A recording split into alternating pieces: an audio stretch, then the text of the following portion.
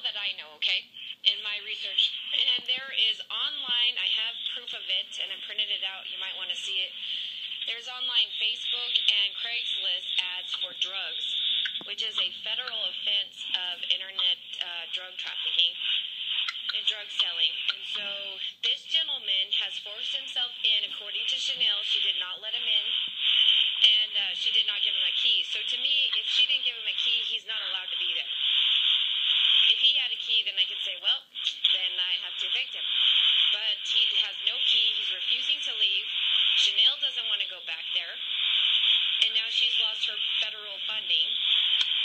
And I don't know if he got on her Facebook or got on her Craigslist, but according to the two gentlemen, the other gentleman, he said that this man, Ward, got on Craigslist and used Chanel's name to start subletting and leasing out the property, my property, in Chanel's name. Chanel confirmed that she did not do the Craigslist, however, he talked her into getting a roommate.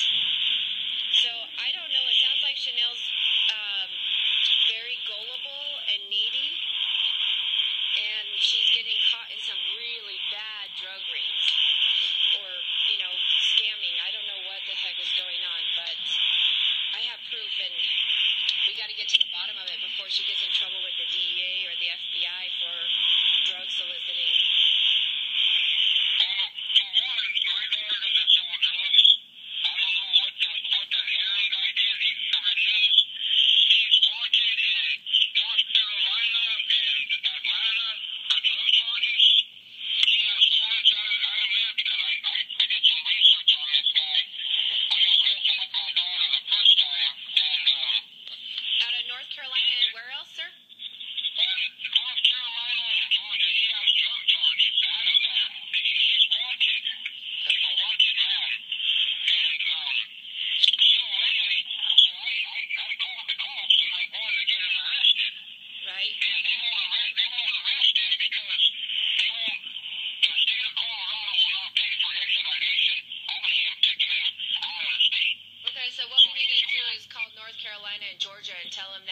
Trafficking in our state and to come get him.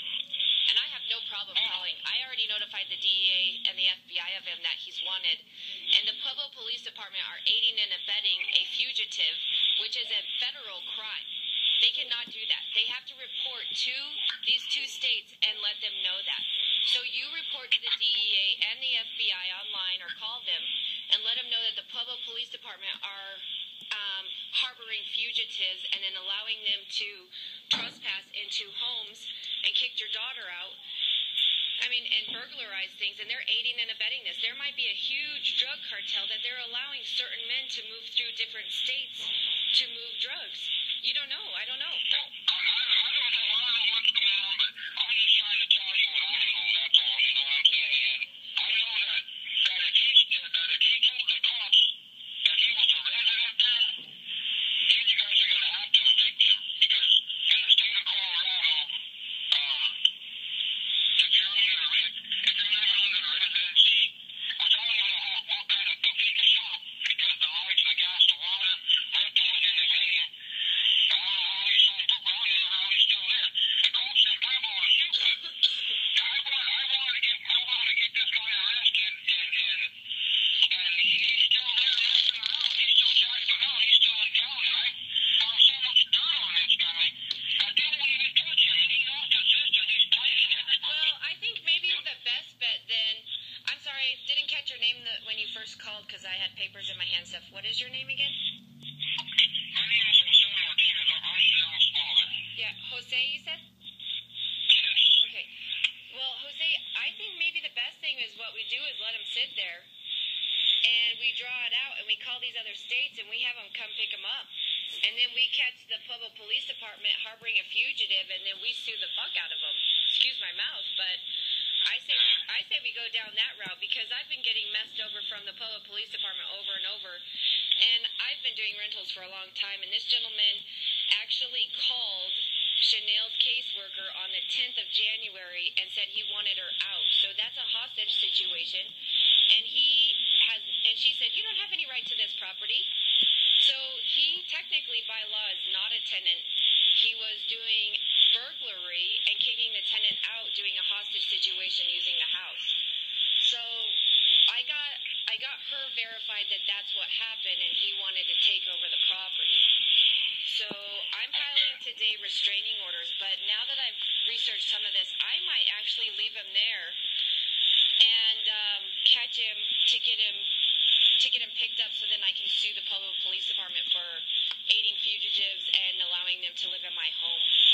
Because I also have the internet stuff. I will text it to you. Is this a cell phone number you're calling from? Yeah, you know what? I don't know what he did on my daughter's Facebook page or whatever, because this guy was, when he first met my daughter, he was keeping her away from us. He was like making almost like kidnapping her, but she almost like scared, you know what I mean? And I was like, you know what?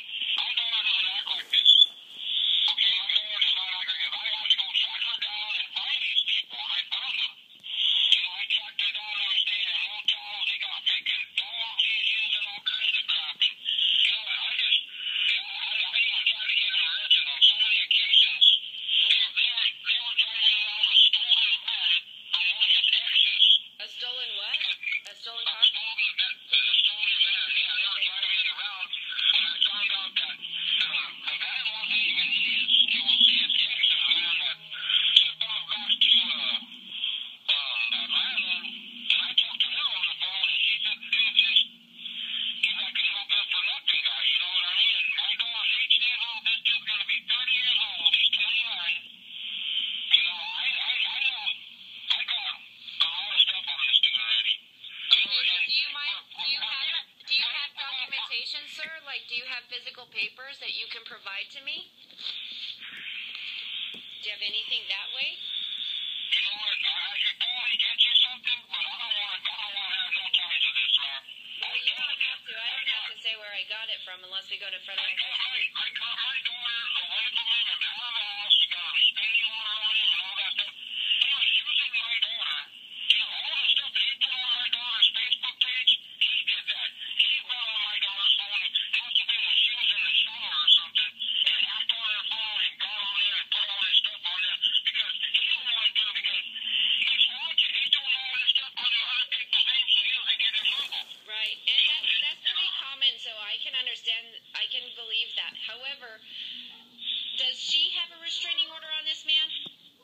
She does. She put a restraining order on. She went and got a domestic, something from the YWCA and all that stuff. You So know what I is mean? it still active? Because I can have him arrested for being at that property right now.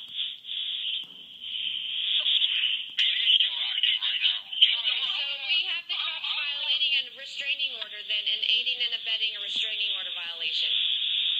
I don't want to get my daughter in no trouble either, man. She's only 18 years old. She's barely starting her life. You know, I never go out there and get a house and do whatever she did, because, you know what, I'm trying to let my daughter live in her. And she's learning the hard way. Okay, here's the thing though, Jose, here's the thing. If I evict them, I have to evict them under her name, because she's the tenant on the lease. Now, if I evict her, she will never, ever, ever get, ever in her entire life, if I file this eviction, she will not get federal assistance again, which means they could deprive her from food stamps. She could never get housing again. Sometimes they can get food stamps, but she will never get housing again. And usually they won't get food stamps or any government assistance. Sometimes they even revoke their Medicaid depending on how bad it was, especially if there's this drug. So, and usually not Medicaid, but they could do whatever they want with that, the federal assistance. So I am very reluctant to file the eviction unless I know for a fact that she has been doing this. She's moved, and everything that I've been hearing from everyone is that she was forced out. Even the neighbor told me this guy's only been in there only maybe a week, which doesn't mean he's a tenant. He doesn't even have a key. So I would rather get him on a restraining order violation by your daughter turning him in for a restraining order violation. I'll get a restraining order because I don't want to see her ruin the rest of her life, because I know even myself as a single woman and a single mother, sometimes we need those assistance programs. And I know what it's like to be messed up with the wrong guy, and they really can fuck your life up and really get into nicks and crannies and make it appear that you're something you're not. So if I can get your assistance, well, You're holding the ball in your hands right now. What do you want to do? what I want to do is I need Chanel to get a restraining order. Chanel is still legally on the paperwork for the house. So she can get a restraining order on him. She can get him arrested for being in that house illegally. And then she will not get evicted, so she will lose her programs. Now, she has lost Posada. She can't get on it this time until she gets everything straight, and then she can reapply. But otherwise, if I file eviction, she's done for all programs forever. So I think that it's in our best interest to file restraining orders today and get him restrained and get him kicked out and get him arrested, and then call these other states and have him come pick him up and let him know that he's They're not going to come and pick you up. You know, I know highly decorated officer in this town, and he's told me himself they will not come and get him.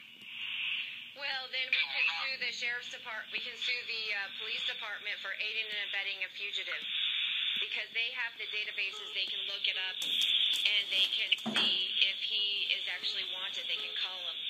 Now, we don't have a shared state. We only have a couple states that we have the same database, but they have a due process, a federal obligation that if a person's wanted in another state, they have to notify that state that the person is being housed here and that they are fugitive running. So, I mean, we got the police on. Nobody's going to pay for it. I even offered to pay for the extradition. I didn't even want to do it. Well, then you sue them. You sue them. That's illegal. That's a federal crime. That means the cops are aiding and abetting. I mean, that's serious. You turn them into the FBI. I got them recorded admitting federal crimes and not doing anything on this man. So, do you have a copy of her restraining order? So it goes on, and see Pueblo Police Department. He has not provided any consent, no documents, nothing to be in this property. He is a burglar. He's a trespasser, and there is no reason for you to be aiding this Aaron Ward in my property at 838 East Evans. It's illegal, and we've got it all documented. This could pose you into a serious violation. You have been reported to North Carolina, to Georgia, to the DEA and the FBI for aiding and abetting a fugitive, also a burglar. This is a major crime. Now you have interstate problems there, Pueblo.